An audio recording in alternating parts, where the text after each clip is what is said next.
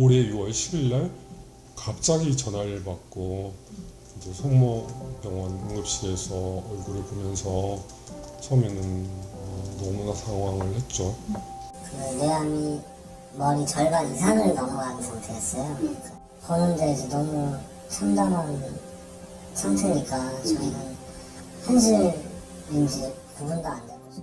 11년 만에 눈앞에 나타난 제보자의 엄마이자 아내가 말기 암 환자였고 15일 만에 사망했는데 그 사이에 있었던 일에 대한 이유가 믿기가 어려운 얘기들이었어요.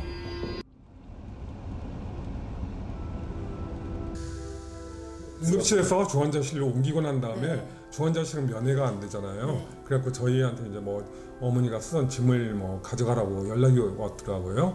그래서 이제 그 다음 날 저하고 어머니가 차를 타고 그 알려준 주소로 가서 보니까 양로원이었고 트렁크가 한 4개 정도가 있더라고요.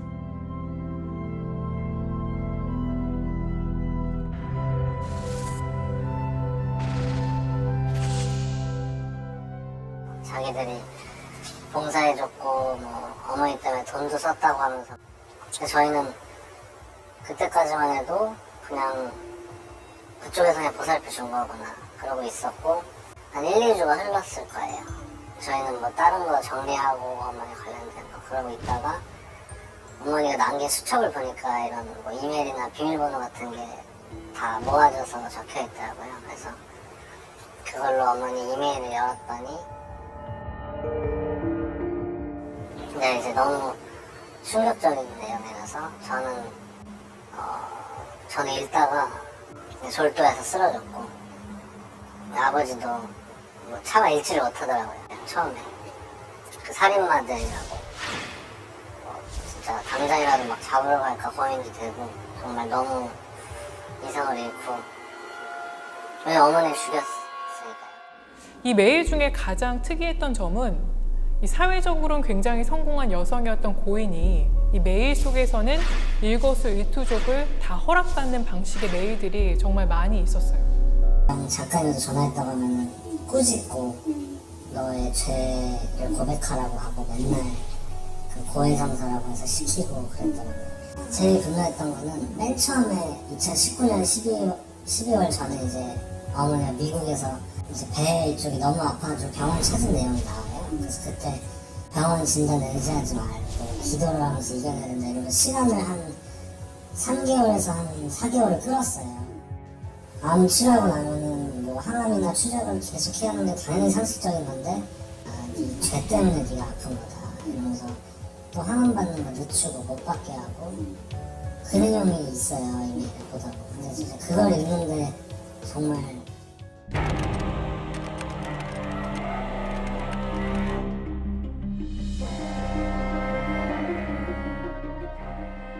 메일을 읽다가 가장 놀랬던 대목이기도 한데 유언이라는 키워드로 너무나 많은 메일이 나오는 거예요. 정말 구체적으로 어떠한 재산을 공동체에게 바치겠다 이런 취지의 표현들을 써가면서 유언 공증 절차를 밟기도 했습니다.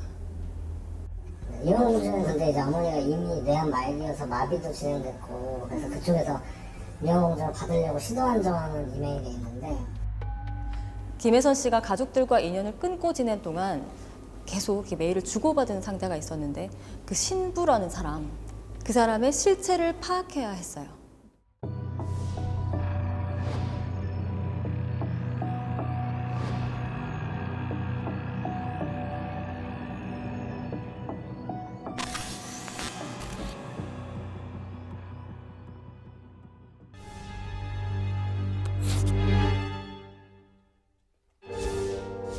지금은 신부님이 아니시잖아요. 파면 되신 이유는 뭐인 거예요? 그건 모르죠. 다만 다른 사람 통해서 들은 어느 여자분께서 땅을 있는데 신부님을 끼고 장애 시설이라든가 이런 거를 하고 싶다고 말씀을 하셨대요.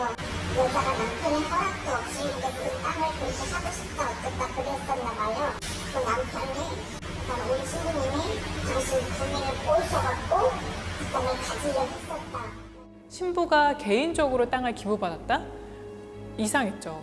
그래서 저희가 확인해 봤더니 사실이었어요. 등기부 등본이 남아 있었고 가장 이상했던 건 이 신부가 왜 파면됐느냐였는데요. 아주 구체적으로 알기 위해서 교구청에 직접 물어봤죠.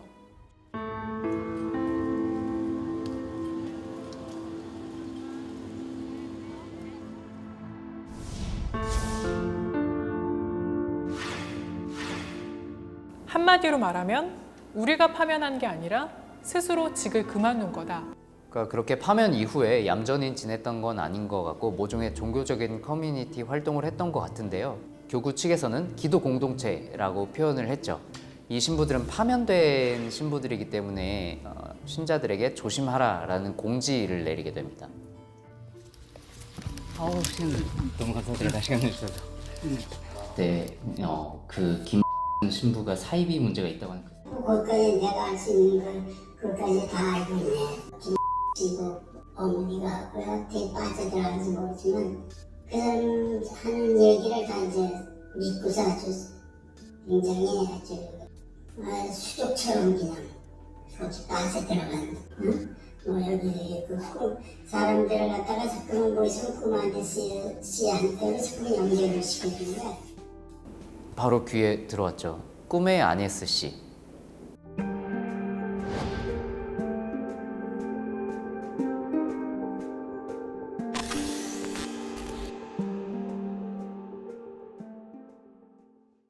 주로 신부가 꿈 이야기를 많이 했어요. 그러니까 이제 개인적인 자리에서 신부로 있을 때도 뭐 자기는 항상 뭐 꿈의 계시를 받는다. Agnus redemido ves, Christus innocens patri.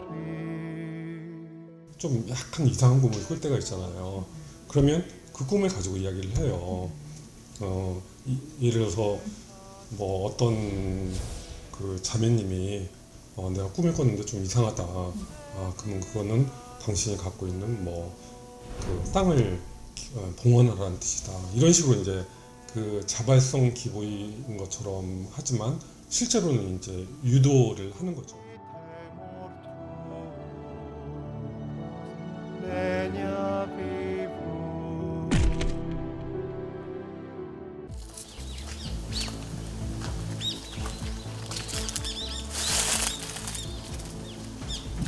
밤에 보면은 누가 하얀 옷을 입고 사람들이 지하실에 뭐 이래 재단 같은 거 그런 걸 들고 들락거리고 밤에 불 켜놓고 쟁반에다 들고 들어갔다 나갔다 한마디로 뭐 교주라 그러나 왜 제일 우야 네. 그 사람이 오나가 그러던데 그 사람 이름이? 아 맞아요. 소름 돋아. 드디어 이렇게 제가 속초분들 입에서 이름을 듣다. 김 드디어 이 이름이 나오는구나. 김 씨는 메일에서 김 아네스라고 등장하는 그 사람의 실명이거든요. 김 아네스가 보고받은 꿈의 내용을 해석을 하고 어떤 계시를 받은 또는 환시를 보는 아이들과 김 신부가 이것을 전달하는 구조였어요. 그러니까 신부 외에 또 다른 인물들이 등장했던 거죠.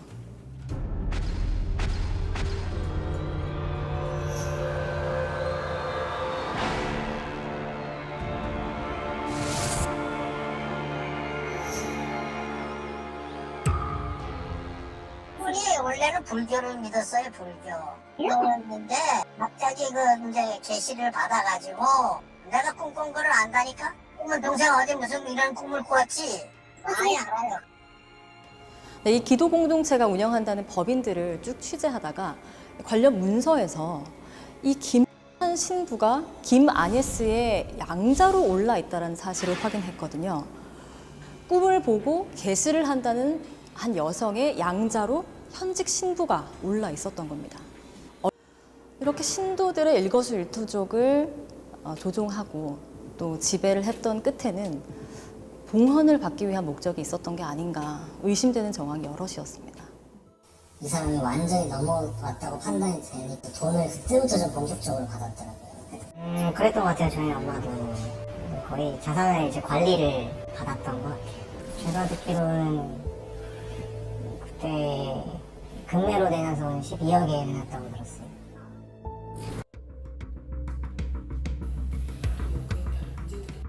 이 가스라이팅 행위 자체만으로 처벌하는 법규가 없거든요. 이 사건은 메일 속에서 이제 구체적으로 이제 심리를 이제 뭐 지배 조종하는 면들이 보여지기는 하거든요. 네, 뭐 이게 만약에 유기치사로 이제 인정이 돼서 처벌이 이루어진다고 하면 리딩 케이스가 되지 않을까 싶어요. 네.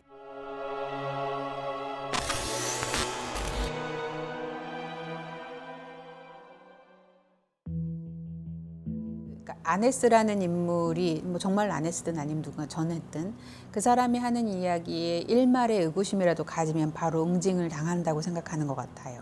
모든 것들이 다 그 사람의 지시나 명령을 따르지 않아서 일어난 모든 불행은 다 그 탓인 거예요. 옛날 뭐 그러니까 혈연 관계에서 뭐 육적인 관계를 끊으라고 했는데 그걸 정리 못한 뭐라도 있을 것이라고 암시를 계속 줘요. 그럼 김혜선 씨는 그걸 찾아내기 위해서 고군분투를 하고, 그럼 정말 아주 작은 사소한 것, 아들이 놓고 간 물건, 아들이 덮었던 저기 있었던 이불, 이런 것까지 찾아내면서 반성을 하죠. 온 가족이 이렇게 빠져들 만큼 뭔가 강력한 세뇌의 힘? 뭐 그건 뭐였다고 생각하세요? 죽음을 이용하는 방식이랄까? 그냥 종양 때문에 붙어가셨는데 저희 같은 경우에는 이제 어머니한테 아버지 영혼을 가지고 이제 겁을 주죠. 내가 잘못하면은 이제 가족들 다 죽는다. 조만간 또 재앙이 올 거다. 그러면서 뭐 집에도 막 암막 커튼 설치하고 그 지하에는 이제 식자재들 쌓아놓고. 그 암막 커튼을 왜 하는 거예요? 재앙 때문에 사전에 뭐 차단하려고. 식품들 있잖아요. 그런 거 뭐 갑자기 막 사재기 하기도 하고, 라면 같은 거나 햇반을 갑자기 막 많이 사놓기도 하고, 전쟁이 일어난다고, 그러면서 조심해야 된다고 이런 얘기도 하고. 공포심을 유발하는 거죠. 정말로 그런 일이 일어날 시기가 얼마 남지 않았다라고 생각하면 더 열심히 믿을 수밖에 없는 거죠. 그 이상하다고 딱 생각한 딱 그 계기는 어떤 거였어요? 개인적으로 저한테 제일 컸던 거는 그 신부와 그 아네스 어머니라는 분이 대화를 할 때 어머니 통장하는 게 마를 날이 없네 라는 말을 듣고 좀 뭔가 좀 정신이 트여가지고 그때 이제 결심을 하게 됐죠. 맞아요. 돈 세탁 이런 얘기도 했었어요. 할 거 아니에요. 25일마다 그 불치한 급여를 빼서 다시 공동체 소유의 통장으로 넣으니까 그게 돈 세탁이지 않냐. 그럼 그 다시 나중에 또 다시 월급으로 돌아가고, 아픈 사람이 있는데 그 사람이 막 혈변을 보고 힘들어하는 게 보이는데 병원에 안 나왔다는 것도 그렇고, 그렇게 해서 나오게 됐죠. 이거는 영혼에 대한 살인이라고 보기에 무리가 없지 않나 싶어요. 양로원이랑 어린이집이랑 이게 수익원들이잖아요. 그렇게 해서 거기 인력들이 공동체 사람이다 보니까 그 인력들에 대한 인건비는 그대로 다시 공동체로 돌아가는 거죠. 이 사건이 그냥 가벼운 사건이라고 보면 안 될 것 같은 게 뭐냐면 이들이 대를 이어서 이런 논리를 계속 심화하는 것 같아요. 이 집단이 그렇게 자연적으로 소멸할까? 그건 잘 모르겠어요. 왜냐하면 김혜선이라는 인물이 이미 신학대학을 졸업한 거죠. 졸업했고 마음만 먹으면 어딘가에서 종교 활동을 충분히 할 수 있잖아요. 근데 그 과정에서 김혜선 씨와 같은 사람이 또 나오지 말라는 법은 없죠.